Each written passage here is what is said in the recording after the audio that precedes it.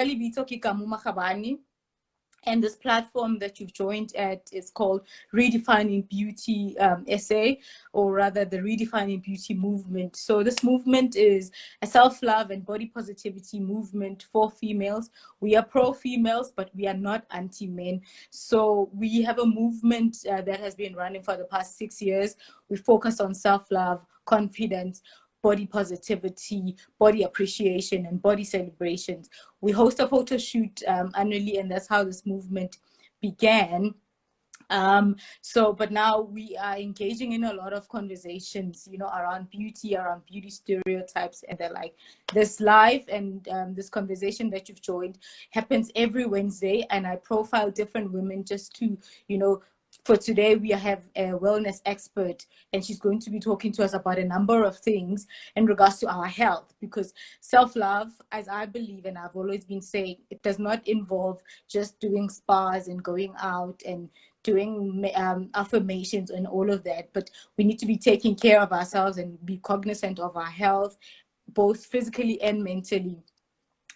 As a form of self-love, and that's why she is invited today. I see she's back on, and I'm hoping that the network will allow us to be great. I'll appreciate some questions from your side, which I will read and commentary at the end as I welcome her back on.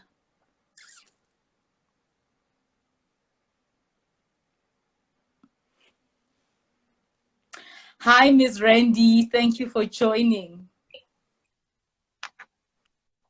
Yes, the good doctor is back. Can you hear me now? I can. I definitely can. Can you see me? I can see your pretty face. Yes, I definitely can. I was saying to your followers that even when people sell you what they call the best Wi-Fi, the problem with congestion, usually between 4 and 8 in the evening, is that everyone's online. So you're really battling. And I'm in Cape Town, which means there should be peace and quiet. But so sorry, guys, for the interruptions.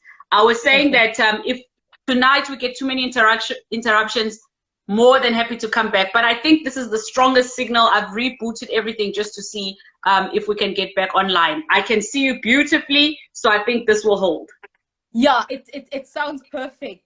Guys, I hope you were listening to her, and what the one thing that she said, which sums up what she does, is that she helps you get to a place of wellness, right? And she looks at a lot of things, from fatigue, from physical health, from mental health. So she looks at how you can best thrive when it comes to health holistically, right?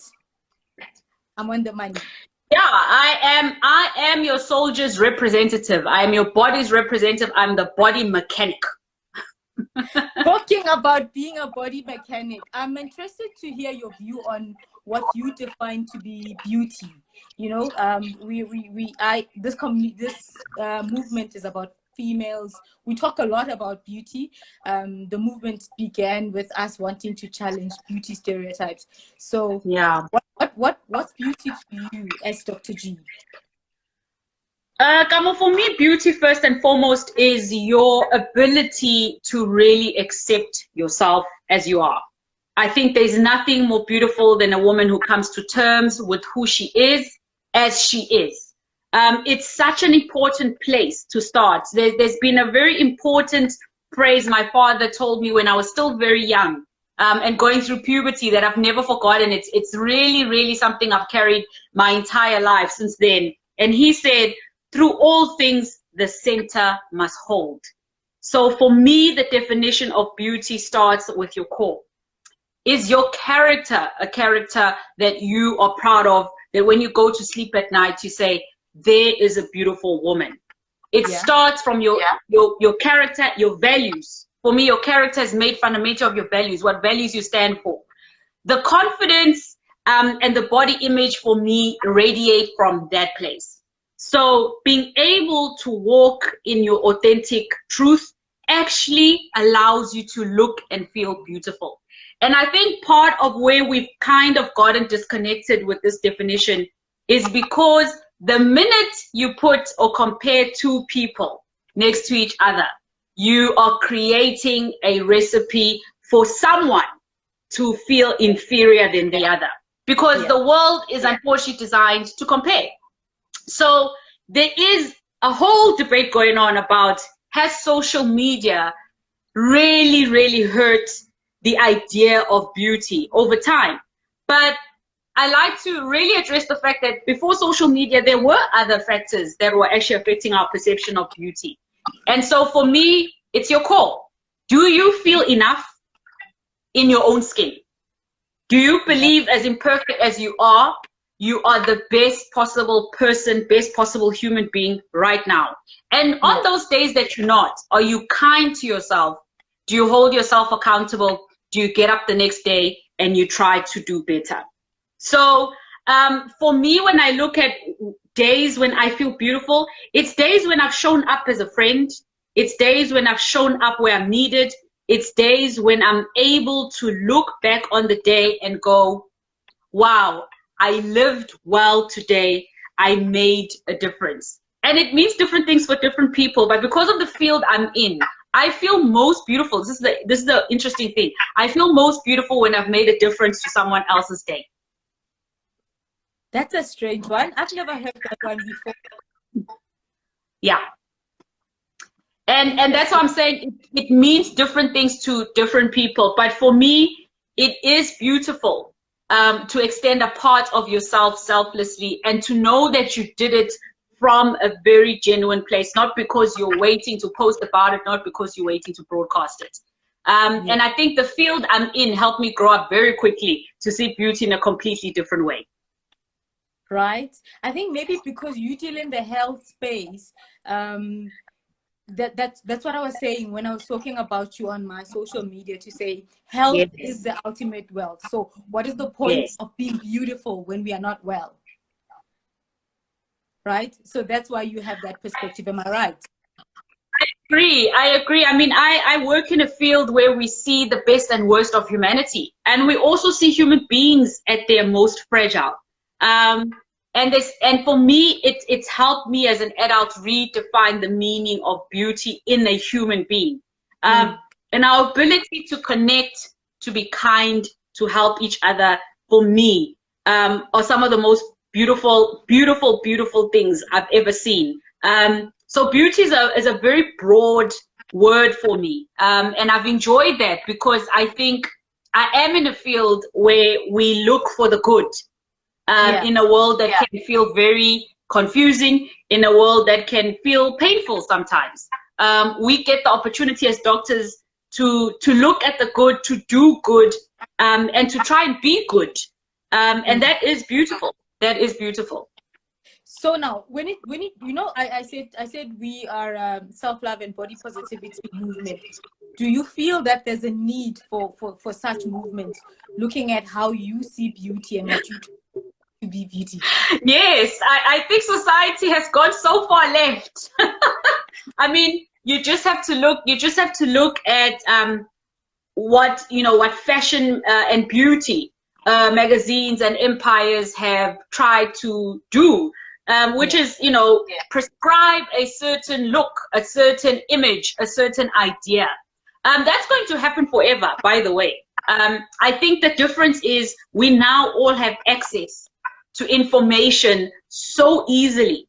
I always try and think about what it's like to be a mom to a girl child and a boy child in 2020, and how much work you have to do now as a parent of these young kids to instill in them a sense of self-worth, because they are constantly facing things in their world that is trying to tell them who they are.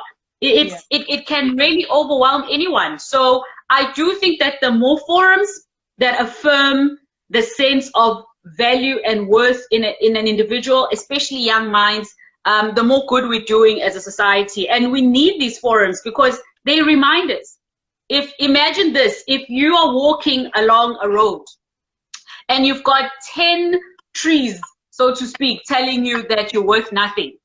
You constantly need, out of those 10 trees, at least 3 trees telling you you're beautiful. Circles of positivity are so necessary because the stimulation of negativity has really grown in the last 20 years. Yeah, spot on. So correct. So correct. Yeah. Okay. Okay. I want us to dive deeper into the medics or your core work, right? Yeah. I first knew or encountered you long ago, probably like what, 5 years ago at Anglo Wow. American. You were invited to come school us on wellness by my then MD Shonela Lupuan. And Yes. I do not Yes. forget do not forget that encounter, because I got to learn so much in one setting before we did that whole challenge, the weight loss challenge. But that one session where you were talking to us about different body types. So I want you to Yes. sort of touch on it briefly, because some people don't believe that 5 different kinds of people can weigh the same amount, kilograms Yeah. wise, have Yeah. totally different body types. Can you share Yeah. on that? Well, firstly, I think the first thing people need to appreciate is that we're all born with specific genes, which means that we're going to take a specific shape. So we might all have bones, muscles, fat cells, water, etc. And that's one of the reasons I enjoy being a body mechanic, because the body, explaining a body to a human being is like explaining a car. And most people, I really take them through this conversation of, just like a car has specific things that the manufacturer, the designer has said, in each Audi, for example, there will be this engine and this and this and this. When we are born, we have a specific build in terms of our bone structure. And then we are also born with a specific body composition. So when you're born, there are specific ways your body is going to take a shape. And in science, over time, obviously, we do studies, and that's how some of these very important differences come about. And they've done them obviously years and years and years ago. And the reason I always enjoy talking about weight loss is because people have an assumption of how they want to look when they lose weight. And most of them often will bring pictures of someone who's a completely different body type to them. And so as a doctor, you know, you watch people put themselves through torture trying to lose weight. Beyonce. And I'm like, but you are no Beyonce, girl. So one of the most important things I teach is, firstly, know your body type. Because your metabolism, which is the rate at which you use energy. Weight loss is an exchange of energy. At the end of the day, we're not going to go into too much detail today, but your body type pretty much affects and influences the rate at which you will burn the unwanted energy. And weight loss is loss of extra fat. That is the healthiest way to lose weight. So in short, there are 3 body types. So I'm going to give you the summary version, right? Because you remember this lecture really well. Okay, so there's the ectomorph.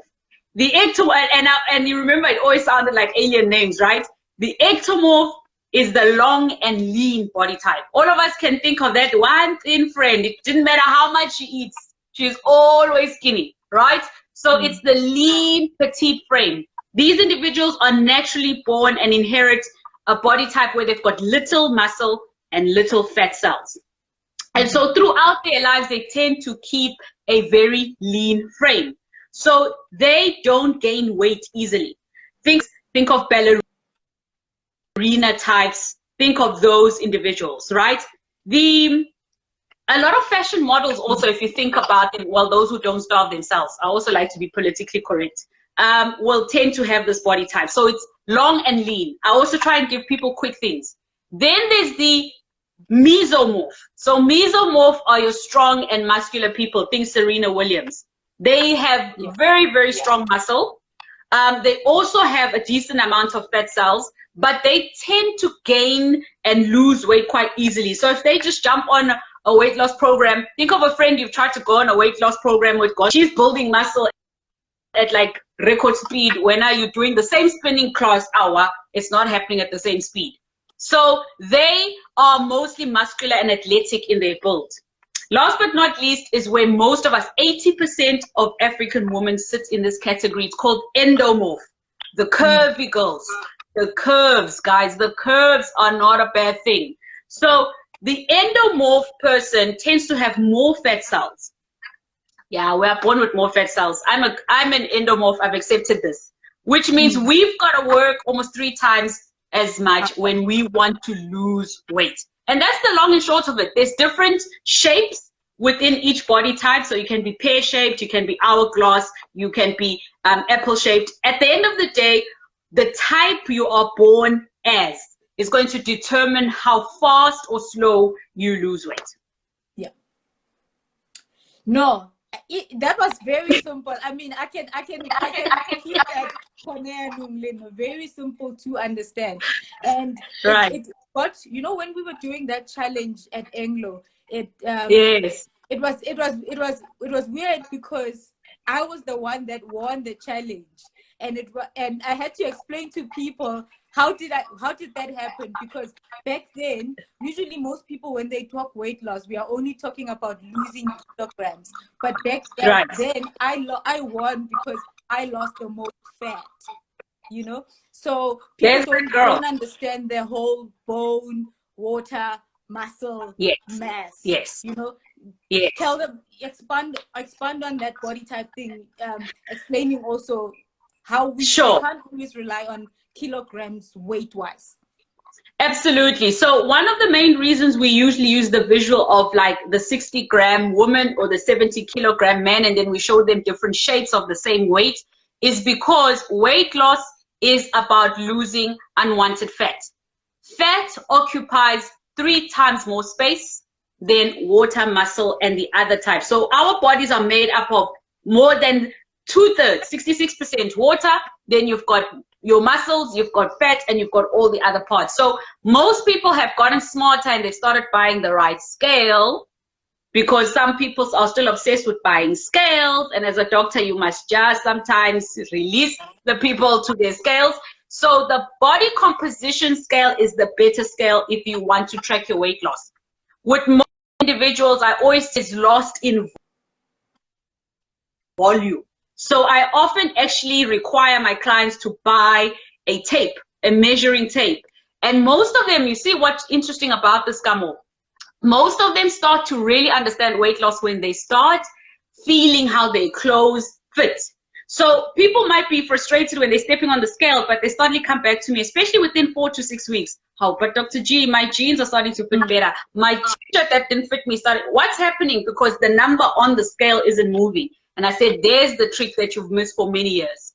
You haven't been able to assess what weight loss is actually about. People think weight loss is about the total body weight, the kilograms. It's not. Like I said, body fat occupies 3 times more space than muscle, water, etc. So as you lose weight the correct way, you actually shrink in volume. So you start to look smaller and trimmer. And that's one of the reasons why the centimeters help. And if you remember what I did with you guys at Anglo American, that's exactly what I taught you. I said, I want you to measure your centimeters in specific areas as well as track your weight. But when you're jumping on a scale, jump on a scale that actually shows you the breakdown of your body. So how much water do you have? How much muscle? How much fat? And the only people I rewarded were people who were losing fat because of weight loss. Your body is changing in order to release more fat. Yes, Emily's saying the scale frustrated them. Exactly. Now you know why. Trust the volume, not the weight. Yeah, you know, I find it quite frustrating that the sort of knowledge and the sort of information that you gave me 5 years ago is still not readily available online. And even the wellness experts are not talking a lot about it. You know, people are trying to sell us shakes and all of that, focusing on kilograms, and they're not really telling us the nitty-gritty and the important things. You know what I'm saying? And it's totally wrong. Guys, good afternoon. My good friend Lorato's online, Dr. Lovely, and that's exactly what she's saying. I mean, her and I in the same industry, and we are always preaching this thing together of it is about, as you lose weight, especially with exercise. She's absolutely correct. So one of the key things with personal training, or when you're exercising on your own, one of the main things I have to correct as a doctor when people who lost weight, regained, especially people who regain weight, is if they are exercising incorrectly for their body types, that's one of the reasons that they're not getting the science right. And as she correctly puts it, as you gain more muscle mass, you burn more fat. So you start to burn fat at a faster rate, and that's why you lean out. But it's one of the main reasons we really discourage people weighing themselves, because as you're gaining the muscle mass, you can get confused. And that's why I still prefer body composition scale if you insist on buying a scale. I'm still not a doctor who loves to push scales as part of weight loss programs. But measuring tapes works, and it allows people to start to respect themselves a little bit more, because they actually start to feel their body. Yeah. In a good way, safe way. We must get rid of the scales. Bui, I saw your comment. What you were asking is that what you were saying is that body composition. That's the word you're looking for. Here's another thing that I want you to demystify or to confirm, because I got to learn through that program that we always assume that someone who is slimmer is healthy, someone who is fuller figured is unhealthy. You know, that assumption is always there. And I got to learn through the program. There are skinny people who are extremely unhealthy. Over to you. Absolutely correct, Kamo. I think one of the biggest myths I still find myself explaining to a lot of individuals on different wellness challenges with corporate programs is, what is healthy? What does that mean? And first and foremost, as scientists, we are creatures of facts. So when we break down your body, what we want to know is, what is it made of? And what is that weight doing to the rest of you? So there's obviously a specific scale or range with which your skeleton or your bone structure can handle. And different people, as I've already said to you, there's different body types, or what we call somatotypes. So different people can carry up to a different amount of weight. But the critical thing is your body physiologically resilient? And that's where the thin versus curvy argument is so important. Most people think that size is the only thing that matters. Yeah. You have to appreciate that when you are all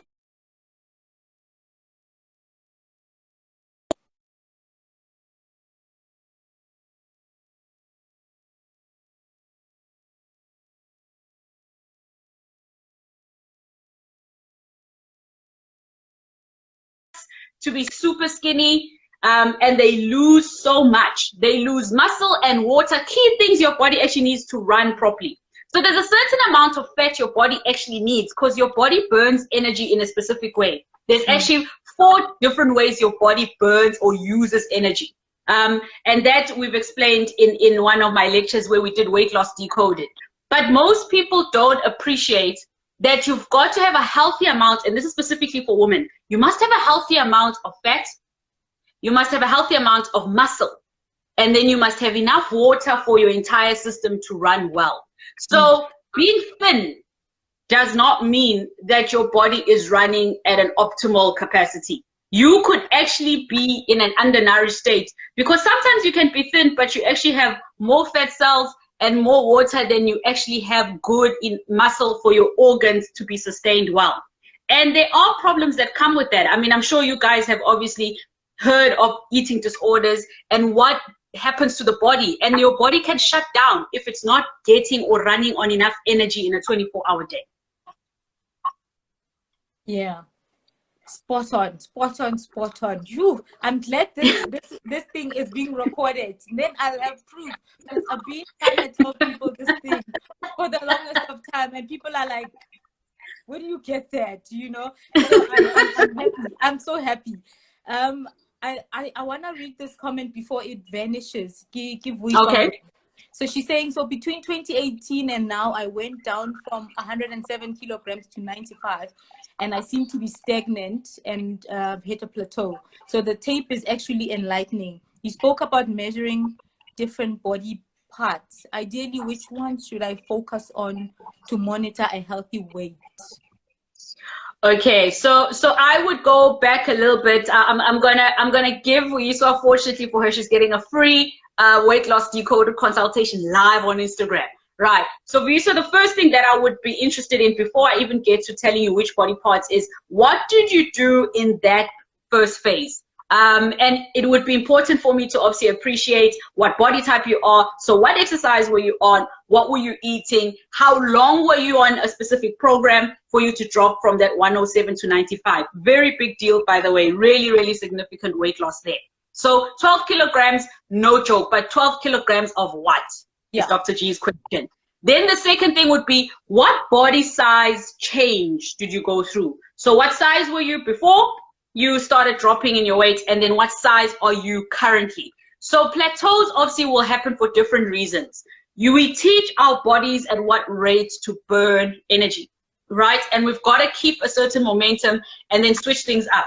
The secret, depending on what body type you are, is usually changing the intensity of your exercise at certain intervals. So there's a reason most of us doctors advocate for what we call medically supervised weight loss when people have really significant amounts of weight to lose. Because what happens to most people is that there's that initial excitement phase where when they're doing it on their own, it seems to be working, you know? And depending on what weight you start off, and I'm glad Lisa was brave enough to even give us the actual figure that she was on before, because 107, most people above 100 will actually show some of the quickest results in the beginning of dropping weight. But then your body goes into a metabolic state where now it needs to actually be geared differently. And both the food and the exercise actually have to be engineered at different phases of weight loss until we meet targets. And most people don't know that. So they keep doing the same workout, going to gym, carrying on doing what they did that got them to the initial weight loss, and then they start getting confused, no matter what happened now. Yeah. So you can DM me with you, I'll talk you through it directly. Yeah. Vui, I seriously think you need to get a private consultation, and that's my sort of frustration. And I was voicing this frustration with my husband to say, we don't take your craft, specifically wellness or wellness coaches and wellness experts, seriously. Like, we will go to spas, we will consult all other things, we will buy Herbalife, but people don't come to you to really do the blood test and to do all these things to help us know what would work for my specific body type, you know, and all of that. And I think there's wisdom in that. So I encourage people. So do you still do one-on-ones? If someone wants to come to you, only one, not corporate anything, but they need the help? So obviously, you know, the line of my work has changed quite significantly over the last couple of years. I do take on, during specific seasons, I do take on weight loss clients, because some clients are understandably stubborn and they're like, no, I want Dr. G. Don't give me another doctor in your company. I want you. So obviously I've headed the weight loss clinic in our business for over 8 years. And I do take on a specific group. I usually do actually put that out there, usually on social, when I'm ready to take on groups. And at the moment, obviously with COVID-19, you can appreciate a lot of the consultations have gone virtual. It's still going quite well. So, you know, it depends on demand. I think most people, there's two misconceptions I think people have about medically assisted weight loss. One, they think it's expensive. That's why people go to pharmacies. That's why people go elsewhere. Surprisingly, people will pay more to go to medical spa treatments to lose weight. And then 3 months later, they've regained the weight. And I'm like, right, at 10% of that price that you paid for all those treatments, I would have given you a blueprint of you knowing how to lose weight every single time you gain it forever. The beauty with medically assisted weight loss is it teaches you how your body works. So even when you go bad again, you know, because it's life. You go on a program, life happens, you know, you go off, and then 3 months later, you've got to get back on. The beauty of medically assisted weight loss is you get to know how to lose weight. It doesn't matter what stage of your life you're at. So I always say you actually get a lifetime membership at your weight loss. You don't actually then need to keep putting your body under stress. I agree, and I'd like to brag because I have a blueprint. I have the blueprint, even though it's a little bit old. I have that blueprint. And, I like to always share about what I learned because, Yeah. when I was on that program, the first 4 to 6 weeks, there was not Yeah. much exercising happening. In fact, it was just Yes. 30-minute exercising. And I got to learn that I could lose weight just controlling what I eat and how I eat it. So I want you, before we run out of too much time, I want you to just touch on weight loss and demystify some of the myths, top 3 myths Right. that people should be aware of, and top 3 things that they ought to definitely know when it comes to weight Sure. loss. Sure. I think that the first myth I often have to correct with a lot of people is the idea that the more I exercise, the more weight loss, the more weight I will lose. Incorrect. The body rewards consistency, not intensity. So the interesting thing about your body is you can't fool it into losing weight. And that's one of the big things people do. They say, if I work out for 2 hours, 3 hours, then I'll burn more weight. The group of people that are subjected to working out that long are, in most cases, athletes. And when you look at how many tests they actually have to go through, they're doing it mostly for physiological endurance. Most athletes will actually, on average, if you watch basketball players, cyclists, hikers, and long endurance runners, actually keep more or less the same shape. So they don't actually, over time, by running these big races, lose more weight because they have learned the art of how to eat right, to have enough energy in order to burn the amount of energy that they use in their sports. So people then think, okay, so I'm going to go through December. Yeah, December, it's coming, right? I'm going to eat, I'm going to drink. And then come January, Dr. G, watch me. I'm going to go on everything. And gym, I'm going to be 3 hours, And I'm like, what you're going to do in the beginning is exhaust your muscles. So you're going to look like you're losing weight, but you're actually going to start losing the wrong weight. If you overexert your body and your muscles fatigue, people don't understand you actually damage the process of your body learning how to lose weight healthily. So the important thing is it is a combination of factors. Weight loss is a combination of how you eat, how you exercise, and how you manage your day-to-day stress, because weight loss is also internal. Your hormones, they also contribute to how fast or how slow you lose weight. But yes, the first myth is this idea that if I over-exercise, yeah, man, I'm going to be there. What most people do is they don't even keep up their program beyond like 3 months. The second thing that people have adopted is the concept of, if I starve myself, I'm going to lose weight. Now, there's a very, very interesting trend happening. And there's some really great positives about it, but most people don't know how to do it properly. And it's called intermittent fasting. And I will, on principle, say, yes, live on IGTV, that to a large degree, there are merits to intermittent fasting. But 1, it depends on what body type you are. 2, do you have any existing medical conditions, guys? And 3, what best rhythm your body responds to between eating and not eating. But the idea that you're going to fast yourself into losing weight and then not force your body to rebel is absolutely incorrect, because what often happens to people who fast, and please, I want someone to come and debate this with me. Have you seen someone who fasts for a wedding, right? They choose whatever they choose. How quickly do they come back to their previous size?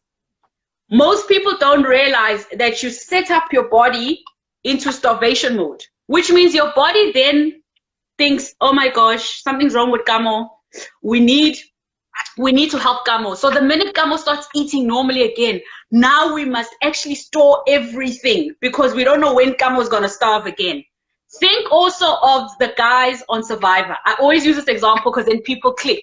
I go, on Survivor, they don't have a choice. Ne? Kuraf. They're given rations. It's 36 days. Have you seen how much weight they lose under those circumstances? So it's almost like unwarranted and unwanted fasting, right? How many survivors by the reunion look normal or have gained more weight? I'm giving you a very practical example. When you starve, you're putting your body under extreme conditions. Yeah. It actually knows to protect itself. So it recognizes, oh, you're putting us under stress, because starvation to a body is stress. So it starts to build up certain hormones. So by the time you eat normally again, it's like, yeah, so tolawin. It stores everything because now it doesn't trust you. It's making up for lost time. It doesn't know when you're starving it again, because to the body, starvation is stress. So intermittent fasting is a different balance, and once again needs to be medically supervised. Not everybody does well on it, and if you don't understand it, don't do it. It's so interesting for us to adopt trends, and because we start to drop, we think we're dropping the right things. You can lose water and muscle mass on fasting if you are not understanding the science behind it. I think I'll leave it on 2 myths right now, because it could get really heated today. Yeah, right. But like, guys, I told you that there's gonna be a lot of nice things. Ooh, I could totally unpack. I could totally like have you for 4 hours talking about the different things. But I'm going to end this with this powerful quote that you just said. The body rewards consistency and not intensity. True. Right. I think that needs to be in a meme, in a nice thing. That is very, very powerful. Guys, Dr. Gule, Dr. G, she's got a lot to talk about. She's got programs. Please follow her. Come to the website, come to her Insta. She does post about some of the wellness programs that she is currently, there's currently a session that's happening now. I know on Saturday there is a wellness session that she's doing. There's a lot that we don't know. And Tsibokile said, let's equip ourselves and let's stop punishing ourselves. I always say to the ladies in the movement, we need to love ourselves right. And self-love also includes eating right. Self-love includes exercising because we love ourselves, not because we want to punish ourselves and like beat our bodies into submission, into becoming Beyonce bodies. You know what I mean? So Dr. Gule, thank you so much for your time. It's only a pleasure. I'm itching to have a full-on workshop with you. So I will get together my group, because you spoke about demand. So I will get together my group from the Redefining Beauty, because I know after people have heard this live, they're gonna be asking for your number. You know, so I will definitely be in contact. Sure. The easiest way to get a hold of me is through, doctors were very, very terrible with phones, by the way, guys. Terrible. So I've learned that the easiest way, one of the reasons I actually decided to be on social media daily, is one, I have very interesting clients who refuse to let me have a private life. Yes, I'm blaming my clients. Two, I obviously committed 3 years ago to doing a wellness journal as part of, one, inspiration for myself, I guess, as someone who works in the field of making people feel better. But two, hopefully for people to get a sense to start the day on a note where they recenter themselves and remember it's about quality of life. So I've been online for 3 years daily, which is the easiest way, someone who wants to talk to me can get hold of me. So on Instagram, I'm at DRGULE_Dr. Gule. On Facebook, it's Tshidi Gule. If you have a query, those are the easiest ways to get hold of me. I'm not always online to see DMs and things like that, but that's the easiest way. For people who really want to get going on specific wellness queries, the easiest thing to do is to hit me up on info@legulo.africa. So LEGULO.africa. If you have a specific query and you want to know what programs we have, from burnout to stress management, weight loss, to managing chronic diseases, we do it all. But ultimately, you'll find me on the gram. Yeah, I will post the details. Can I just say, Kamo, I'm not an Instagram doctor. It's so important that I actually make that statement. No, and I can because I still don't know what an Instagram doctor is. Someone must explain that to me. But I'm not that. I can vouch. She is not an Instagram doctor. I don't know what that is, guys. I don't do things for followers, for the gram. It's an interesting life out here. But I love what I do. And, every day I come online and I make sure that I give a part of myself every day. And people seem to enjoy that. We definitely do. And it's very evident that you love what you do. Even 6 years down the line from first meeting you to now, it's very evident that you love what you do. I'm going to end it before it cuts off. The ladies are saying thank you so much. This was a very informative session. It was very inspiring. But I told you, she's amazing like that. You guys, I'll send you details. I'll send you her details. I'll do a post also on all our social media platforms in terms of the link to buying the tickets to her wellness programs and all the amazing things that she does. Everything that she's already, information that she's given, I will post about it because I reckon health is the ultimate wealth. So let's equip ourselves. Thank you so much, Kamo. And all the best, guys. Look after yourselves for festive season, hey? Take care. Yeah, we will. Thank you so much. Bye now. Bye, good night. Everyone. Thank you so much for joining. I'll see you same time, same place next week, 7 p.m. We are here.